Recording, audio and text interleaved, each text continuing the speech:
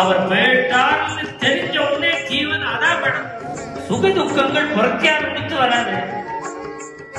நமக்கு என்ன எழுதியிருக்கோ அதான். சுக துக்கம் எங்க இருக்கு? நாம பண்ண புண்ணியமா அவர் அந்த பத்மாவதி அப்படியே தூக்கின்றார் கிருஷ்ணனுடைய சரணத்தை கொண்டு.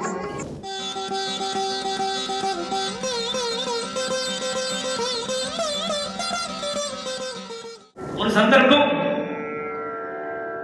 பத்மாவதியும் ராணியும் ஒரு சம்பாஷணம் பண்ணிட்டு இருக்கும் பொழுது அந்த தேசத்துல ஒரு ஸ்திரீ பெரியவாளுகளை பார்த்து நமஸ்காரம்.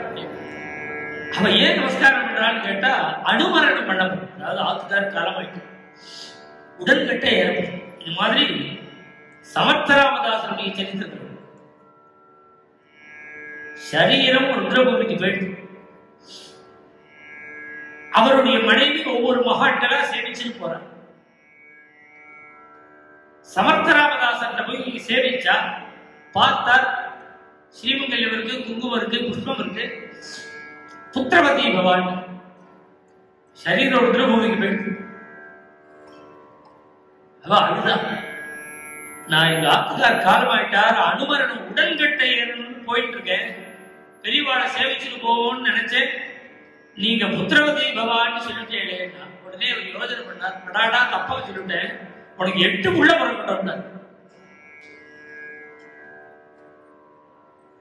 ஆசீர்வாதம் பண்ணி வாய முடிச்சார். படுத்துட்டு இருந்த மாமா எழுந்துட்டார். ருத்ரபூமி படுத்துட்டு இருந்தவங்க எழுந்து மகான்களை சேவிச்சுட்டு போற. இத ஒரு தோழி மகாராணி கிட்ட சொன்னோடனே, என்ன ஒரு பதிபக்தி. இத கேட்டா பத்மாவதி ஒன்னும் அபிப்பிராயம் சொல்லல. அவளது ஒரு விஷயமா எடுத்து எவ்வளவு பெரிய காரியம் உடன்கட்டை ஏறுறதுங்கிறது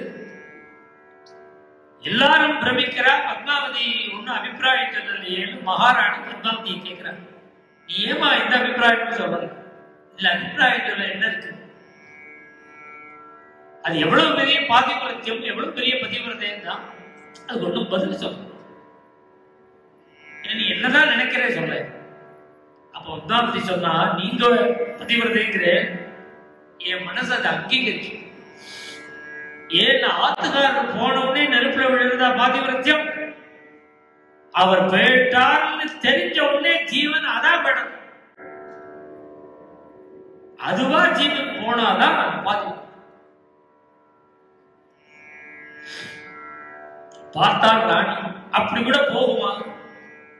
இவ ஒரு அமுத்தலா பதில் சொல்றத பார்த்து இவளையே பரீட்சை பண்ணுவோம்னு தோணுது.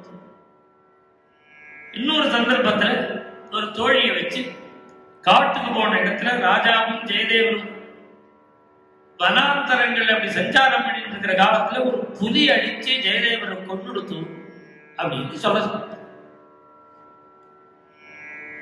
இத பத்மாவதி கிட்ட சொன்னான். ஜெயதேவர் புலி அடிச்சு காலமாயிட்டு, ஹா பிராணநாதான்னா கீழே விழுந்தா ஜீவன் போயிட்டு சொன்னாலும் உயிர் போயிடுச்சு, காதல விழுந்தா ஜீவன் போனா பதிவிரதை. பிராணநாதான்னா ஜீவன் போயிடுச்சு. விளையாட்டா பண்ண போய் இப்படி விபரீதமா போயிடுச்சேன்னு ராஜி வருத்தம் பண்றார். ராஜா கோபிச்சுக்கிறார். ஜெயதேவரை எந்த முகத்தை வச்சு பாக்குற?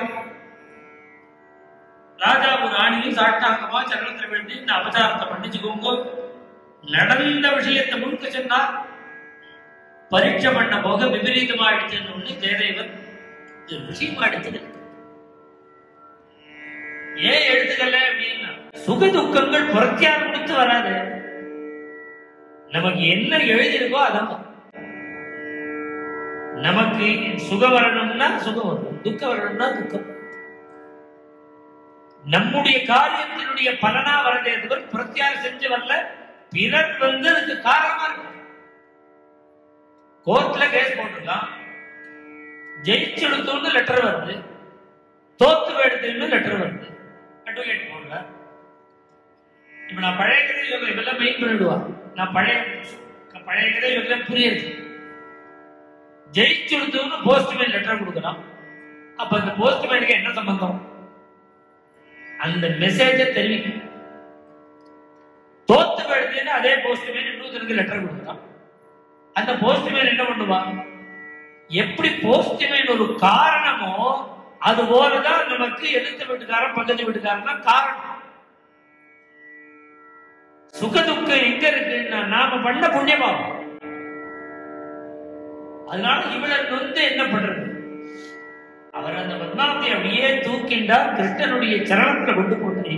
மேலும் இது போன்ற சிறப்பான நிகழ்ச்சிகளை காண இப்போவே லைக் பண்ணுங்க, ஷேர் பண்ணுங்க, மறக்காம சப்ஸ்கிரைப் பண்ணுங்க.